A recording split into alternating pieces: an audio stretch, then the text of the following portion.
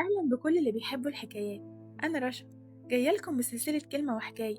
كل مرة كلمة واحدة نغوص وراها ونكتشف حكاية جديدة فيها سر، فيها معنى، وفيها لمسة من القلب. يلا نسمع الحكاية سوا. كلمتنا النهاردة هي الندم.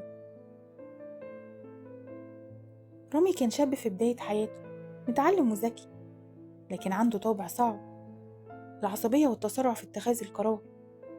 عمره ما استنى يسمع الطرف التاني، دايما يرد قبل ما يفكر.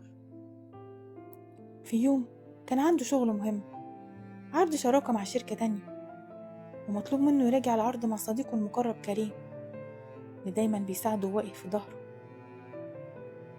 كريم جه الاجتماع متأخر 10 دقايق، وده كفاية جدا إن رامي ينفجر فيه قدام الناس. انت مش محترم وقتي، مش أول مرة تتأخر، أنا مش ناقص مشاكل، ولو على كده الشراكة دي ملغية من ناحيتي. كريم كان وشه مصدوم، ما قالش ولا كلمة وخرج من القاعة.